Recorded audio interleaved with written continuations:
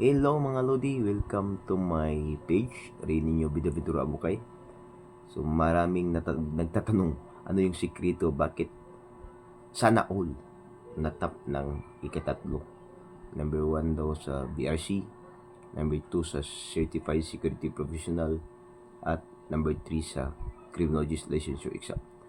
Then may naipasa pa rin ako na mga exam din sa LPT exam. So ano yung pinakasikreto ko? Isishare ko lang.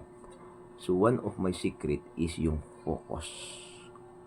Marami na ngayong mga distraction wherein hindi tayo makapag-focus.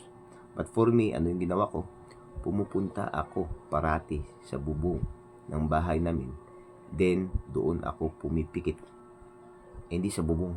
Yung third floor pa yun na walang bubong. Doon ako pumipikit at ginagamit ko yung tinga ko. At niririnig ko yung pinakamalayong sounds wherein nag-i-inhale at nag-i-exhale ako. So yan yung pinakasikreto. Kaya may mga sikreto, Lodi. Bakit ka makaka-enhance ng focus? Try nyo. Baka applicable din sa inyo para mawala yung mga distraction. Meditation.